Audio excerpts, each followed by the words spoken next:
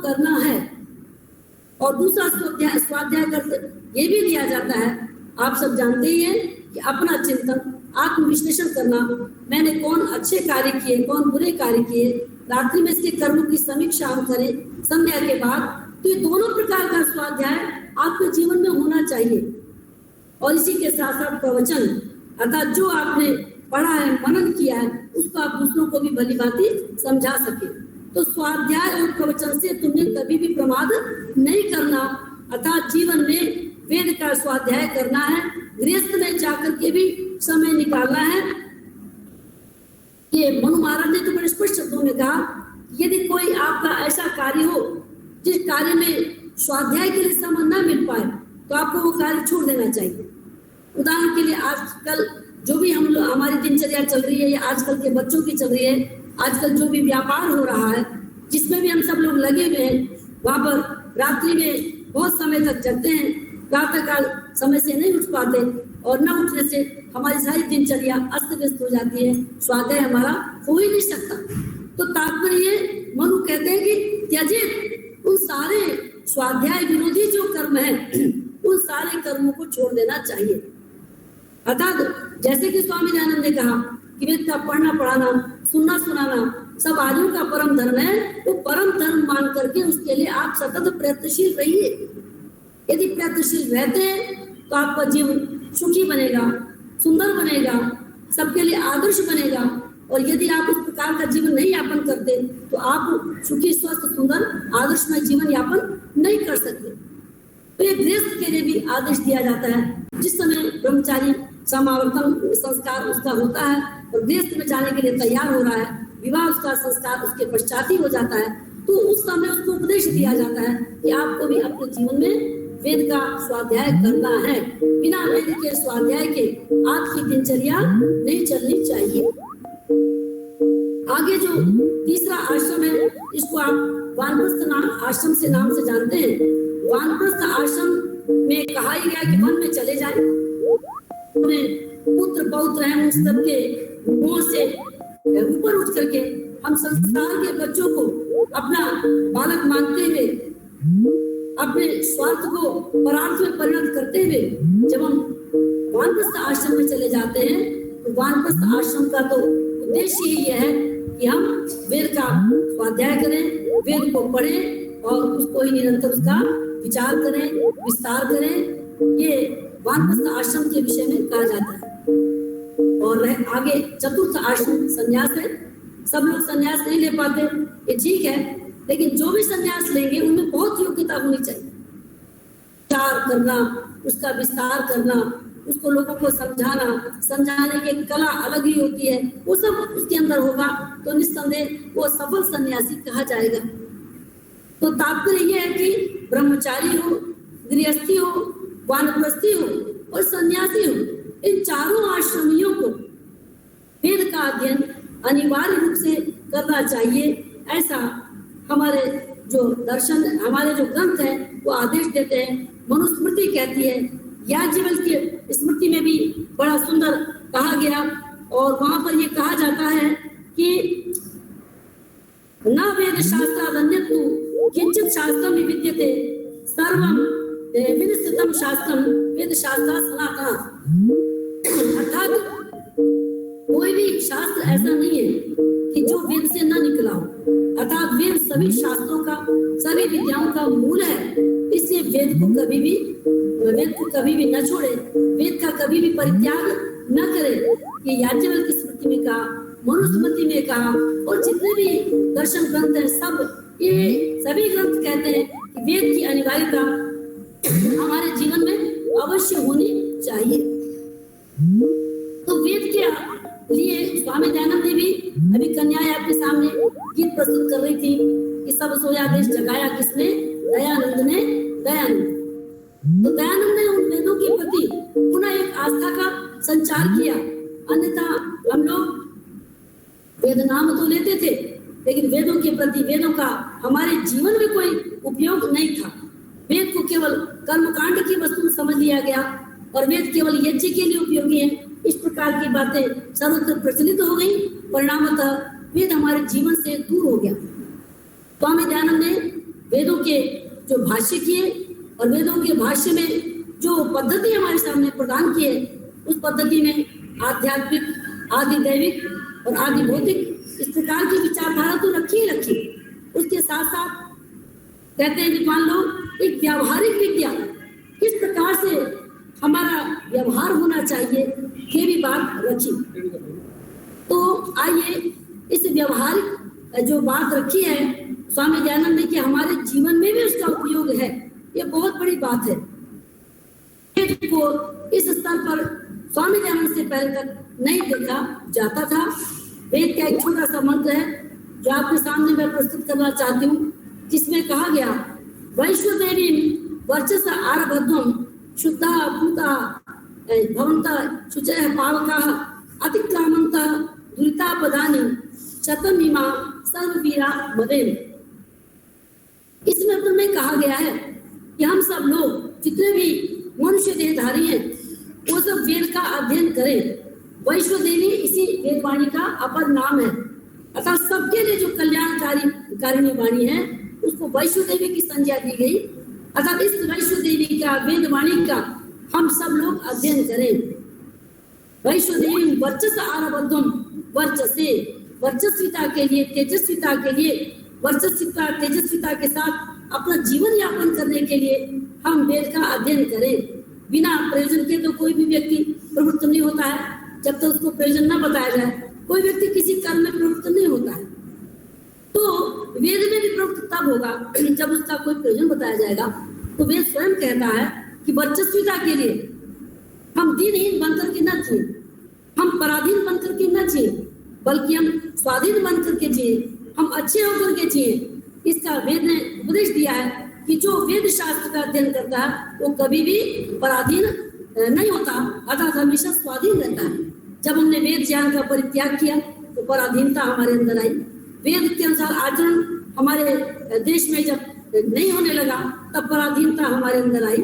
तो पराधीनता का कारण भी वेद ज्ञान के अनुकूल जीवन यापन न करना ही है। अर्थात हम सबको अपना जीवन वेद के अनुसार जीना चाहिए, जिससे वर्चस्विता के साथ ओम तेजस्वी तेजोमयी देहि, और जो बोलते बलमसी बलमयी देहि, ओजस्वी ओजोमयी देहि, हमारे अंदर ओ तेज बल इत्यादि का संचार वेद के अध्ययन से, वेद के अंदर जो विद्यमान ज्ञान है उसके अध्ययन से, उसके मनन से हमारे अंदर आता है। इसलिए वेद ने कहा वैश्वदेवी वर्चस आरब्धम शुद्धा भवंता शुचयः पावकाः। आप सब लोग वेद के अध्ययन से कैसे होंगे? शुद्ध बनोगे। मनसा वाचा कर्मणा हमारे अंदर शुद्धता आएगी, और शुचयः पावकाः हम अन्यों को भी शुद्ध करने वाले बनेंगे। अर्थात पहले स्वयं शुद्ध बनेंगे तब दूसरों को हम शुद्ध करेंगे। जैसे कि हम संध्या के मंत्र में बोलते हैं ओम शन्नो देवी रविष्टः आपो भवन्तु पीतये शय्यो रविश्रवन्तु नः। हम चारों ओर हमारे सुख की वर्षा होनी चाहिए, हम भी सुखी हों और हमारे आसपास के लोग भी सुखी हों। तो ये कब होगा? जब हम वेद के अध्ययन से अपने को नित्य जो है प्रेरित होंगे, वेद का अध्ययन करेंगे और उसके अनुसार अपना जीवन यापन करेंगे। शुद्धा भवन्तः शुचयः पावकाः अतिक्रामन्ता दुरितापदानि। और हमारे जो काम, क्रोध, लोभ, मोह इत्यादि जो हमारे जीवन में बड़ी तेजी से मतलब हमारे में समाविष्ट हो जाते हैं, हमको पता भी नहीं चलता है, और वो हमारे जीवन का निरंतर ह्रास करते रहते हैं। गुरुकुल में कन्याएं आती पढ़ने के लिए, इनके अंदर मोह की मात्रा का अधिक होती है, और ये बार बार अपने घरों का स्मरण करना, बार बार आंसू बहाना इत्यादि जब कर्म करती हैं तो इनकी विद्या में बाधा आती है। ये मोह है, काम है, क्रोध है, लोभ है, ये जितने भी ये जो शत्रु हैं हमारे, इन शत्रुओं के द्वारा हम क्या करते हैं? अपने जीवन को मानो पीछे ले जाते हैं, हम आगे नहीं ले जाते, हमारी उन्नति नहीं होती। आपको कल ही बताया जा रहा था, आचार्य जी बता रहे थे ये जितने भी काम, क्रोध, लोभ, मोह इत्यादि षड्रिपु हैं, ये हमारे जीवन को क्या करते हैं? ये हमारे अधोगति करते हैं। तो जो अधोगति करते हैं, ऐसे अधोगति करने वाले जो षड्रिपु हैं, इनको अतिक्रामन्तः, इनका हम अतिक्रमण करें, इनको अपने ज्ञान से, वासना से जैसे भी कहा जा रहा था, ईश्वर से संग जोड़ मानव, ईश्वर से सब जब व्यक्ति संग जोड़ लेता है तो भौतिकता और जितने भी ये माया मोह के बंधन है उनको छोड़ करके बहुत ऊपर उठ जाता है। ईश्वर से संग जोड़ मानव, ईश्वर से संग जोड़। तो ये जो चीज है, ये चीज हमारे अंदर कब आएगी? वेद के स्वाध्याय से आएगी। वेद ने बड़े स्पष्ट शब्दों में बताया कि अश्वत्थेवो निषदनम पर्णेवो वसतिष्ठता गोभाजित किलासत यत् सर्वत पुरुषम। कि आप लोग अर्थात संसार में जो रहने वाले लोग हैं वो कैसे संसार में बैठे हैं? अश्वत्थ, अश्वत्थ अर्थात न स्वातिष्ठति, जो कल रहने वाला नहीं है, अर्थात अनित्य है। ये संसार जो क्षणभंगुर है, हमारा जीवन भी क्षणभंगुर है। इस संसार में हम बैठे हुए हैं। पर्णे परिषदनम, और पर्ण अर्थात पत्ते में आपका निवास है।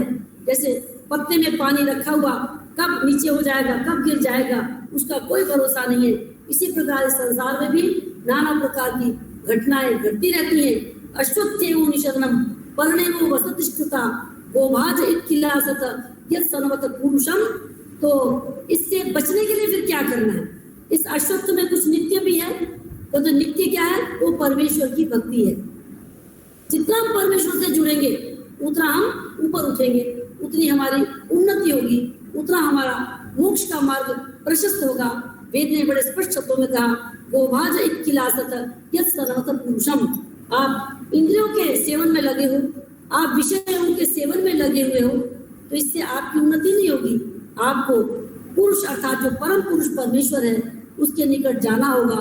उसके निकट जाने से ही आपकी उन्नति हो सकती है। तो इस प्रकार के सुंदर उपदेशों से जो वैदिक ज्ञान हमारे समक्ष आता है, उस वैदिक ज्ञान को हम ग्रहण करें और ग्रहण करके अपने जो काम, क्रोध, लोभ, मोह, मद, मात्सर्य, ये जो षड रिपु कहे जाते हैं, इन षड रिपुओं को जीतने का प्रयास करें। इनके लिए बहुत तपस्या करनी पड़ती है, बहुत साधना करनी पड़ती है। ये अनायास ही नहीं जीते जा सकते हैं। तो वो साधना हमें निरंतर करनी चाहिए। तो यही वेद ने कहा कि अतिक्रामंत दुरिता पदानी, ये जो दुरित पद हैं, जो हमें दुख देते हैं, इन दुख देने वाले शत्रुओं को हम निरंतर दूर करें। शतम हिमा सर्ववीरा मध्यम, जब हम इन षड रिपुओं को धीरे धीरे काटने का प्रयास करेंगे तो सर्ववीरा मदेम, हमारी जो आयु है वो सुखपूर्वक व्यतीत होगी। मदेम में क्या धातु है बच्चों? मदे हर्षे। तो मदे हर्षे का तात्पर्य है हर्षपूर्वक जीवन व्यतीत करेंगे। अन्यथा जीवन तो जीते हैं, बहुत से लोग कहते हैं चल रही है, कट रही है, अर्थात जीवन में आनंद नहीं है। जब आनंद नहीं होता तो इस प्रकार की भाषा का प्रयोग करते हैं।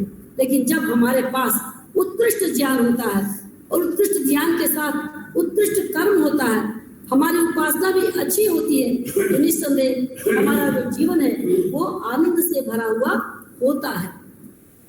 हमें वेदों के अध्ययन के लिए निरंतर प्रवृत्त होना चाहिए। अब आप कहेंगे कि वेद का अध्ययन ऐसे तो नहीं किया जा सकता, सीधे ही मंत्र पढ़ ले, सीधे ही वेद का अर्थ किया जा सके, ये संभव नहीं। इसीलिए ऋषियों ने फिर षडंगों की रचना करी कि आप सीधे नहीं पढ़ सकते, तो आपको इसके पढ़ने के लिए क्या करना पड़ेगा? षडंगों का अध्ययन करना पड़ेगा। स्वामी दयानंद जब अपने संस्कृत वाक्य प्रबोध का प्रणयन करते हैं, संस्कृत वाक्य प्रबोध से आप सभी परिचित होंगे। स्वामी दयानंद ने जो बड़ी उम्र के लोग हैं, प्रौढ़ अवस्था के लोग हैं, वे लोग भी संस्कृत सीख सके और वो भी संस्कृत संभाषण कुछ कर सके, इसके लिए संस्कृत वाक्य प्रबोध पुस्तिका लिखी। और उस पुस्तिका में कहते हैं कि अध्ययन कहाँ से प्रारंभ करना चाहिए। तो उन्होंने क्या कहा? सबसे पहले वेद नहीं कहा, उन्होंने कहा कि शिक्षा, वर्णोच्चारण शिक्षा मधिध्वम, क्या पढ़ो? वर्णोच्चारण शिक्षा पढ़ो। किस वर्ण का कहाँ से उच्चारण होना है, किसका तालु से होना है, किसका कंठ से होना है, किसका मूर्धा से होना है, इन सब वर्णों का उच्चारण स्थान को जानो और तब जाकर के आप आगे बढ़ो। तो सबसे पहले किसका स्थान है? वर्णोच्चारण शिक्षा। उसके बाद विद्यार्थी प्रश्न करते हैं इता परम के मध्य कव्यम, इसके पश्चात क्या पढ़े? तो फिर स्वामी दयानंद कहते हैं अष्टाध्यायी महाभाष्यम, अष्टाध्याय महाभाष्य का अध्ययन करो। अब अष्टाध्यायी महाभाष्य का अध्ययन करना उनके लिए तो पर्याप्त समय चाहिए। और आजकल जो परीक्षा के साथ हम गुरुकुल में चलते हैं उसमें तो बहुत समय की अपेक्षा होती है। अन्यथा यदि परीक्षा का साथ में गठबंधन न किया जाए, परीक्षा के बिना पढ़ाया जाए, तो 3-4 वर्ष में व्याकरण पूरा किया जा सकता है, बहुत कुशाग्र बुद्धि का बालक हो तो। इसके बाद आप क्या पढ़ो, अष्टाध्यायी पढ़ो और महाभाष्य पर्यंत पढ़ो। अष्टाध्यायी और महाभाष्य को जो आपका सर्वोच्च ग्रंथ है, पतंजलि मुनि प्रणीत ग्रंथ है, उसको पढ़िए। और उसके पश्चात कहा कि फिर क्या पढ़े, तो फिर आगे कहा कि आप ब्राह्मण ग्रंथ पढ़िए, आरण्यक पढ़िए, उपनिषदें पढ़ें और दर्शन ग्रंथ पढ़ें, और दर्शन ग्रंथों के बाद उपवेद पढ़ें और उपवेद के बाद वेद पढ़ें। ये सारा क्रम है। इस क्रम के पश्चात ही हम वेद तक पहुंच सकते हैं। अर्थात हम पहले वर्णोच्चारण शिक्षा से लेकर के जो षडंगों का है, षडंग उसमें आई गए, शिक्षा, व्याकरण, कल्प, निरुक्त आदि, उन सब का अध्ययन करें। उसके बाद ये सारे पढ़ते हुए हम वेद तक पहुंचे। तात्पर्य कि वेद को हम सीधे ही नहीं पढ़ सकते हैं, सीधे ही नहीं समझ सकते हैं। वेद को पढ़ने के लिए हमें षडंगों का अध्ययन करना होगा। इसीलिए गुरुकुलों में वेद तक पहुंचने के लिए बच्चों को शिक्षा से लेकर के आगे 6 अंगों का अध्ययन पूर्णतया तो नहीं, लेकिन व्याकरण का तो पूर्णतया अध्ययन कराया जाता है। और व्याकरण का जो अंग है निरुक्त, जो दूसरा वेदांग है, उसको भी विधिवत पढ़ाया जाता है। और कल्प ग्रंथों का भी कुछ परिचय कराया जाता है। इन सब के बिना हम लोग वेद का अध्ययन नहीं कर सकते। अब अगला प्रश्न स्वामी दयानंद ने किया कि भाई इसके बाद क्या होगा, यदि हम वेद को पढ़ लेंगे तो क्या होगा। तो स्वामी दयानंद कहते हैं धर्म जिज्ञासा अनुष्ठाने, क्या आपकी धर्म की जिज्ञासा पूर्ण हो जाएगी। मुझे क्या करना है, क्या नहीं करना है, क्या कर्तव्य है, क्या अकर्तव्य है, ये सारी बातें आपको समझ में आ जाएंगी। धर्म की जो जिज्ञासा है वो आपकी पूर्ण हो जाएगी और उसके अनुसार आपको फिर अपना जीवन यापन करना है। तो इस प्रकार ये जो समस्त दिनचर्या है, या समस्त जो हमारा पाठ्य ग्रंथ है, एक क्रम है पढ़ने का, वो ये सिद्ध करता है कि हम आर्यों का जो जीवन पद्धति थी वह वेद पर ही केंद्रित थी। और वेद से ही सब लोग अपनी प्रेरणा ग्रहण किया करते थे, वेद का स्वाध्याय किया करते थे। और स्वाध्याय के लिए बहुत ही उत्तम उत्तम बातें ग्रंथों में कही हैं। शतपथ ब्राह्मण में भी बहुत सुंदर कहा है कि जो व्यक्ति चाहे कितने भी अच्छी सुख सुविधाओं में बैठा हुआ हो, यदि वो स्वाध्याय कर रहा है तो मानो वो नख से शिख तक तप कर रहा है। अर्थात वेद का स्वाध्याय करना अपने आप में एक बहुत बड़ा तप है। और इस तप को हम सभी करते रहें, करना चाहिए। और जितना भी हो सके इसका प्रचार प्रसार करना चाहिए। आज जितना भी हम स्कूलों में, विद्यालयों में ग्रंथ पढ़ रहे हैं या बच्चों को पढ़ा रहे हैं, उन सबका भी उद्गम स्थल वेद ही है। ये ना समझिएगा कि आधुनिक है और वेद की बातें अति प्राचीन है, बल्कि वेद में मानव जीवन के लिए उपयोगी जितना भी ज्ञान है वो सब का सब वेद में निहित है। वेद में जीव विज्ञान भी है, वेद में केमिस्ट्री भी है, वेद में नाना प्रकार के ज्ञान विज्ञान की चर्चाएं हैं। बहुत सारे ग्रंथ बनाए गए हैं और आर्य विद्वानों के द्वारा बनाए गए हैं, उनको पुरस्कृत भी किया गया है। तो हमारा कर्तव्य है कि हम वेद प्रचार जो एक कार्यक्रम हो रहा है, 3 दिवसीय कार्यक्रम, इसमें इन ग्रंथों का परिचय प्राप्त कर इनका अध्ययन करें और वेद के प्रति अपनी रुचि बढ़ाएं। आसान नहीं है, बहुत से मंत्र तो बड़े आसान लगते हैं, चलिए उनका तो हम स्वाध्याय से थोड़ा उनकी प्राप्ति कर सकते हैं, उनका अर्थ ज्ञान कर सकते हैं।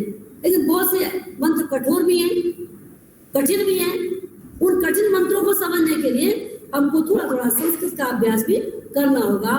बिना संस्कृत के अभ्यास के वेद तक नहीं पहुंचा जा सकता है। षडंगों का भी थोड़ा थोड़ा अभ्यास करना होगा, तब हम वेद तक पहुंच सकते हैं। और उसके लिए हम सभी लोग अपने अपने गुरुकुलों में प्रयास करते हैं। हमारे यहाँ का जो गुरुकुल है, गुरुकुल आर्ष कन्या विद्यापीठ नजीबाबाद, यहाँ भी ये सब प्रयास चल रहा है। हमारे गुरुकुल में इस समय 80 कन्याएं वेदाध्ययन कर रही हैं और मैं आपके उदयपुर में भी आ चुकी हूँ। हो सकता है आप सभी के मैंने दर्शन भी किए हों। आप सभी को बहुत बहुत धन्यवाद, आपने मेरी बातों को ध्यान से सुना। ओम शांति शांति शांति।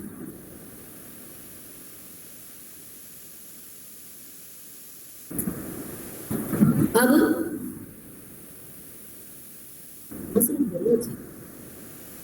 ओम ओम बहुत धन्यवाद आदरणीय आचार्य जी का। आपने वेद विषय को लेकर के मानव जीवन के निर्माण में वेदाध्ययन की भूमिका, किस प्रकार महर्षि दयानंद सरस्वती के द्वारा अध्ययन अध्यापन की एक परंपरा को हमारे समक्ष प्रस्तुत किया गया, उसका एक छोटा सा निदर्शन अभी रखा। बहुत आभार और धन्यवाद आदरणीय डॉक्टर आचार्य प्रियंवदा जी वेद भारती जी का। जैसा कि हमारा कार्यक्रम निर्धारित है, अब हम निवेदन करते हैं आदरणीय आचार्य पंडित रामचंद्र जी से कि वो हमारा मार्गदर्शन कराएं। आदरणीय आचार्य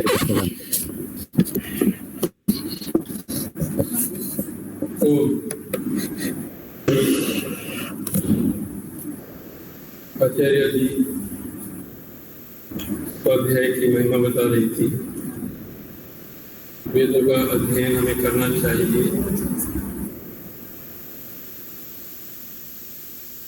इसका थोड़ा सा इसी विषय को मैं लेने का प्रयास करूंगा।